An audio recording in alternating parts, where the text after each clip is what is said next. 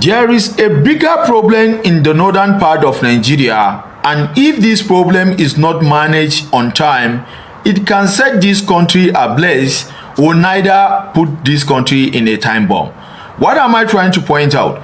A lot of these secrets are being revealed in our local dialect, Hausa, and most of the bloggers in the northern part of Nigeria can manage such hypocrisy or such secret because of their religious background or religious hypocrisy. What am I trying to point out? This man on my screen is the Honorable Minister of State Defense, the former governor of Zamfara State named Bello Matawali. This imam on my screen is one of the imam in Zamfara State who revealed a lot of secrets or allegations on top of the head of the Honorable Minister of State Defense, Bello Matawali, which he go further to say, if anybody disagree with him, should send the DSS or the policemen to come and arrest him. But before I go further, I'm going to play the caption of this video which he make in Hausa, and after the video, I'm going to interpret this video the more for you and make you understand that this insecurity will soon spread like a wildfire if we do not tackle the issue of the insecurity. And that is why I promise to be revealing every secret said in our local dialect Hausa to you so that you can understand. Please watch the video and let's continue. Thank you.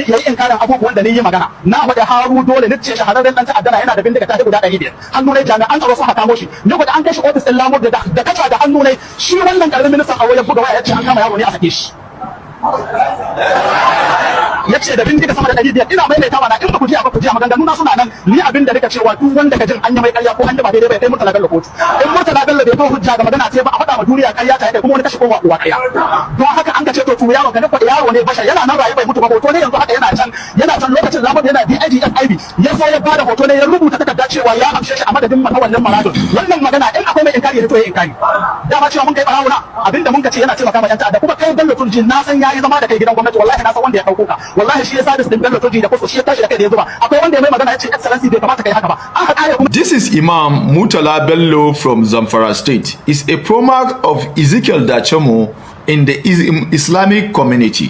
What am I trying to point out? What this man said in the content of this video, that when the Honorable Minister of State Defense was the governor of Zamfara State, there was an terrorism incident that conspired between the police and some group of terrorists, which were arrested with over 500 guns. So when the incident take place, the Honorable Minister of State Defense, when he was the governor of Zamfara State, he put a call that these are his boys, that the policemen should release them. And immediately the policemen released them. And this Imam have go further to say, if anybody disagree with what he said, let them send the police, the DSS to come and arrest it. And this is a very strong allegation. And one of the problem is our own legislator from the Middle Belt. Most of them understand Hausa. They may come across such videos, but they will not table it in the House to even challenge the Honorable Minister of State Defense.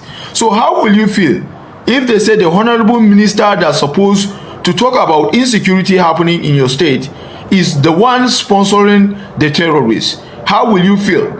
A couple of days ago, Malam Nasiru Ahmad El-Rufai, the former governor of Kaduna State, have laid a strong allegation on top of the office of the National Advisor on Security, Nuhu Rubadu, for sponsoring banditry and empowering kidnappers. And also a chairman committee on security in the Senate, one Senator Buba. He accused them of sponsoring banditry and terrorism. Still up to now, there is not any interrogation by the security operatives to interrogate them, to question them whether what Malam Nasiru Ahmad El-Rufai said it is true. All these terrorist groups are Muslims. All the terrorists in the world. There's never been one Christian terrorist. One Christian group that come to attack people, raising, shouting hallelujah, or praise the Lord. There is no single one in the world. But when you go, Al-Qaeda are Muslim. Their leader says Osama bin Laden is Muslim. Yes. Al-Shabaab Muslim. Boko Haram Muslim. Houthi Muslim. Hamas Muslim. Harakat al-Mujahideen Muslim. Ansaruddin Muslim. All the terrorists in the world are Muslim. When they attack you, you attack them back. Yeah. Is another thing. It's the same that happened in Plateau. Yeah. About this Fulani Jackson. Yeah, a Fulani people come to attack him. It's in his farm. He's working in his own place. He wanted to defend himself. But now the government come arrest him. And I hear that's one of the conditions the United States gave Nigeria to release him first. Why must we wait until president? Is it everybody that will go to the president and ask for order? We should give that order here. Who are the people negotiating? We grab those people first. And then let them tell us how the link. What is their link with these bandits? It should not be business as usual. Families are suffering. So people are living in their comfort places, making phone calls with these bandits. Can't we identify them? We can identify them. How do we do it? The gadgets we have bought for the National Security Advisor, the gadgets we have bought for telecommunications, they will be able to tell us where all these people are. But we are here, we are sending them blames. But today, almost all the local governments in Zone C, that is Niger North, have been afflicted with this serious issue of insecurity. I know Mr. President is doing very well, and he deserves commendation for the fact that he has to show his international engagements and to be having briefings from service chiefs almost every day. But we must also help Mr. President. We also have to help the armed forces. If a kidnap is done today, where hundreds of kids are being taken, and then the same hundreds of kids are being negotiated upon to get their return, what we're supposed to do is to ask ourselves, who is the intermediary between those armed bandits and those that want these kids to be released? You want a solution. We know where the solution is, but we are not bold enough to face it. They use phones to call people to negotiate and even tell where these people will go to pick those guys, those children they have released. My colleague is talking about technology. If our armed forces don't have it, our security or intelligence agencies don't have it, then we are not yet serious about tackling security in this country. Because for every phone call, there's a coordinate. And these people are there sending messages, sending clips on social media, making our country a laughing stock. If we want to help Mr. President, it is not only Mr. President that will give directive. The Senate is a legislative chamber that will, whatever resolution we take here is binding. Why must we wait until president? Is it everybody that will go to the president and ask for order? We should give that order here. Who are the people negotiating? We grab those people first. And then let them tell us how the link. What is their link with these bandits? It should not be business as usual. Families are suffering. So people are living in their comfort places, making phone calls with these bandits. Can't we identify them? We can identify them. How do we do it? The gadgets we have bought for the National Security Advisor, the gadgets we have bought for telecommunications, they will be able to tell us where all these people are. But we are here, we are sending them blames. It started from one local government. It started from Bono. in one local government, and today it's spreading everywhere. No state is a moon. I don't want to put politics in this thing. No politics. It's a reality. If I have my brother, my son, if he's doing this thing, he should be beat. The law should take its course. We are confusing him. We're supposed to help him. How did the falls originate? They will arrest 58 and release 58. No gunshots, no arrest, nothing. And then tomorrow we wake up to another banditry. Why should it be like that? Mr. President, it is on you as our leader to tackle this thing head on without any fear or favor. We will stand for you. We voted for you. We should not be here playing politics with the life of this country. We must own our responsibilities. Mr. President will direct, but we have to do our own to help him to navigate well. The United States of America have come up with an issue that there is insecurity in Nigeria. It's not for Mr. President to handle alone. The two chambers of the National Assembly are supposed to take this issue very seriously. We're supposed to be a legislature that will engage another legislature.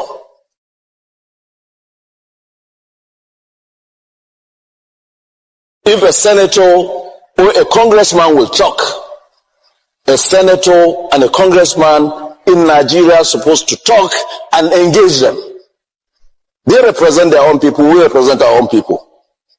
We should be given the opportunity, Mr. President, to engage these people directly on ways and means they think they can give us intelligence informations. As they did before, there was kidnapping in Nigeria of an American, and they came, rescued in our own land. What are we talking about? I rest my case, Mr. President. This video is dedicated to Sheikh Gumi.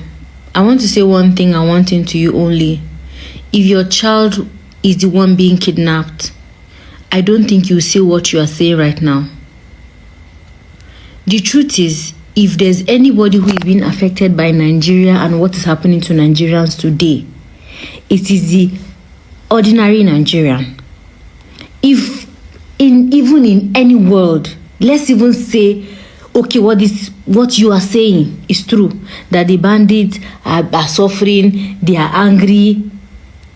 Who are they angry at? The masses. Who is supposed to build school? The masses. I be students are the ones that are supposed to build school. I be church worshippers are the ones that are supposed to build school. There's no excuse for terrorism. There's no excuse for kidnapping. There's no excuse for people to get harmed, raped, maimed, burnt, their livelihoods burnt, their houses, their villages razed down. And you come out here to say that it is because they are angry. They are retaliating. Retaliating for what? Because they did not have schools. They didn't build schools. They didn't build hospitals for them. Please, they should go and catch people that are supposed to build hospital. Poor villagers are not hospital builders. They are not contractors. They are not even educated. They too are also suffering what the average Fulani man in the bush that you say is becoming a terrorist because of what is happening to him. They are also suffering from it. So stop all that. You are a graduate. You are supposed to be a doctor. I have heard you speak before. I have attended a function where you came last year, and I've heard you speak before. Sheikh Gumi, what you are saying, Beiba, It doesn't make any sense. There's no justification for killing people. A life for a life. That is what the law says. If they are not following what the law says, that means they are doing wrong. If anybody is aggrieved, they should take their grievances to whoever can address it and solve it. They should not take out their anger on innocent people. And even anger is not justification for crime. Yes. Shegumi, I know you know all of these things, but please, reason again and stop saying the things you are saying. And please, all these media houses, stop giving this man airtime. Stop giving him airtime. It's okay. Yeah, he hacker. He's actually, I don't even know what he's doing, but don't give him airtime again. Nobody should ask him anything, because the same thing he will say. And we know it already. We have heard it before. We don't want to hear it again. You see, basically, there are two explanations to why the government is allowing this kind of an act to go unpunished. It's either the government is incompetent or in bed with these radicals, or secondly, the government is seeing sense in this concept of negotiating with these people, but they are not coming out to tell everybody. On the part of incompetency, I don't see any reason why this man should not be arrested. Because first of all, these are terrorists we are talking about. So on whose authority does he go to negotiate with these people? Because the last time I checked, what he has committed now is a criminal offense. It's a criminal offense, and of which he and his likes should be brought to book. And that is just it. But on the part of the federal government seeing this as a way to go as well, the federal government should also help concerned citizens and innocent citizens. Like number one, first of all, withdrawing these soldiers you are sending to go and fight this thing that you know that they are not the ones to fight. Save the innocent life of these innocent soldiers. Let them go and negotiate with them.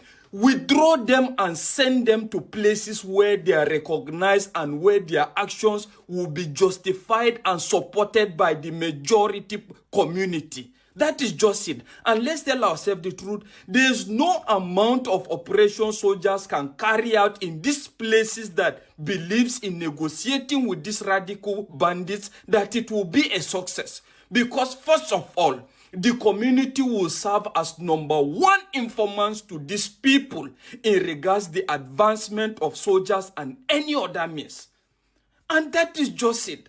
And let's face it, sincerely, that is why I keep saying regional government, regionalization. Even if we can't even have regional government, let's have a semblance of regional government, in the sense that if you're to have a regional government now, you will not have a bunch of collection of lawmakers from different areas with different ideologies and different concepts and school of thought just coming out to share. Those in favor say I, this one say I, and this is issue that affects some certain groups that he's clueless about.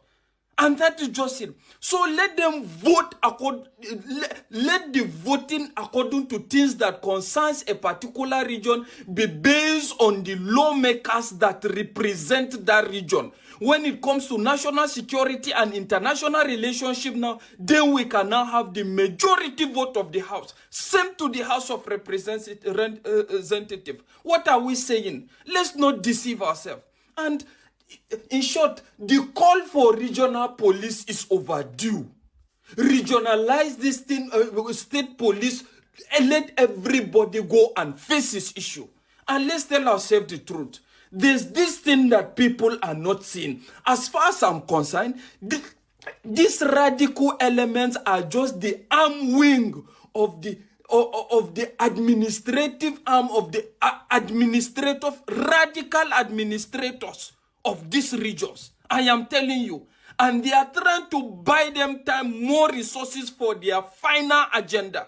And lastly, to this Middle Belt most especially, and regions that are faced with these things. I am telling you, don't wait for the federal government to do everything for you. Deploy the local resources, local means within your own capacity, within the ambit of the law to curtail these things. You have the, let's face it, if you're thinking the government is talking about we want to recruit more 20,000 police or whatever, that will amount to nothing. First of all, you have the vigilante groups there in your midst. In short, face your governors. Face your governors. The last time I checked now, the northern governors so far have received 56 billion as security votes. What has come out of it? And that is why I'm saying to the Middle Belterners, to the Northeast, to even the whatever, use the resources within your means. Activate the local vigilante. Mandate your governors to activate even vigilante hunters. Let them be empowered and let the community also support them in any way possible. And any measure you need to do to fight and check against this insecurity, do it. Don't wait for the nation to address this. Some regions are not interested in addressing this. They just want to rest their foot soldiers for their grand achievement of their final agenda. And that is just it. Good day to our viewers all over the world and welcome back to Local Journal. We've heard what the Northerners are saying about the insecurity going on in their region and by extension the whole Nigeria, and we've heard the people they are holding culpable and they are asking for a student action to be taken against. And honestly, if we want to solve this insecurity problem, we need to start from these people, because from all the news and revelation coming out, these are the people shielding these bandits in the bush who are terrorizing Nigerians. And as a matter of fact, the people holding the Minister of Defense and State for Defense position are people who are incompetent. Thank God that the Minister Alhaji Badaro has resigned, and we're waiting for Matawale to drop his own resignation as well, because they don't have anything on intelligence and they don't even have the capability and the wherewithal or what it takes to become a Minister of Defense. So I believe starting from these people and interrogating these people, torchlighting everything these people do would help, because that is going to be the very essence or the very place we all supposed to start this whole a fight to curb this whole insecurity happening in Nigeria from, because these are the people accused and alleged of shielding these bandits that are terrorizing Nigerians. This is my own opinion on this. Can you drop what you think about this in the comment section? And if today is your first time to visit our channel, please kindly like, share and subscribe to our channel.